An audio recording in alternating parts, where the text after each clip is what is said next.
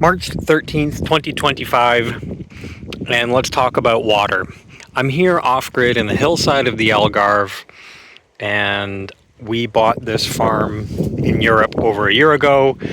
In Niagara, we had a few different properties. I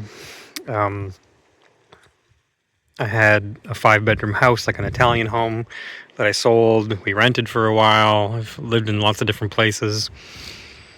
So I'm somewhat into real estate, I guess. But first time living off-grid. So I know a little bit about roughing it, and it's kind of in my family nature to just rough it. This is just a 2-inch tube collecting rainwater off the eaves trough of our tiny home. So we're going to talk about water and how I have a lot of it, and I'm not really even trying that hard. Okay? You're gonna get some. So we have an acre of farmland, fruits, veggies. You guys might know or have seen my videos on X. You can follow me on X at adamjosh.com.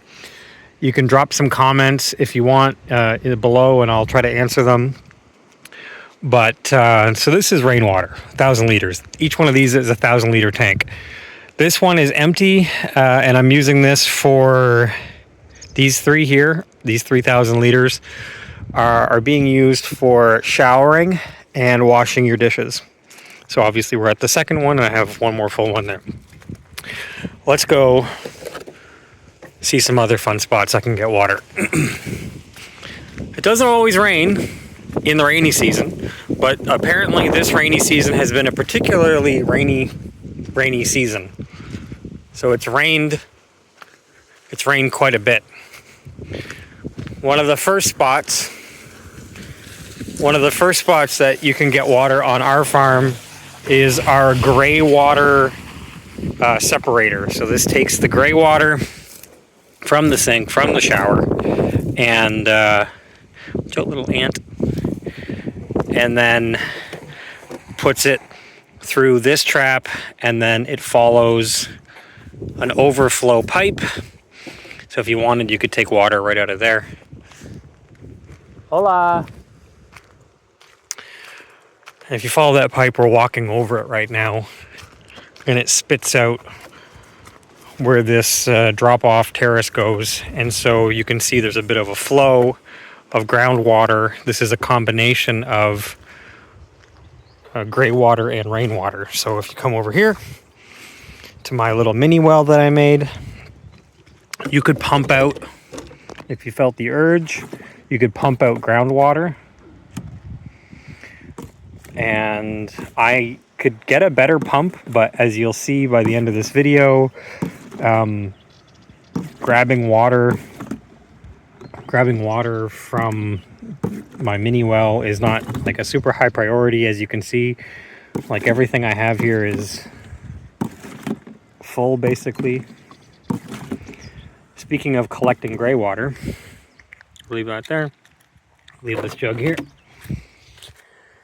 Speaking of collecting gray water, if you go into that gray separator trap that I was showing you and take out water, over time, this is what you wind up with, basically 1,000 liters in jugs. I'm not a huge fan of plastic, but that's what you get in there. And there's another 1,000 liters of rainwater sitting there ready for the dry months.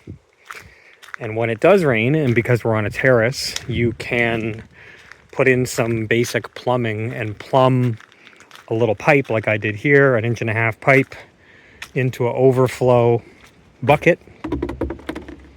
And so all this water here is groundwater from the terrace above. Good dirt, good stuff from the dirt, and any bad stuff that was in the rain, if there is, would be neutralized by being in the soil. Get my cap, put that on there, and in this video now you've seen me take 6 liters of groundwater, and I still have an abundance, and if it rains then I'll have more. So this is how you can harvest rainwater or groundwater when it hits the ground if you are just a little savvy. See that? How it kind of goes in that direction, and then we just kind of put a piece of tubing in there to collect it. So being on this land for about a year now, that gives you time to observe, hey, when it rains, where does the water go? What are the flow patterns that are already here? Sometimes it's easier to tell than others. And if you're on a terraced land, then you can see, okay, when it rains, this is where the water goes. And so what I've been doing now, after observing for a while, I installed that mini well, and now I've been collecting this groundwater.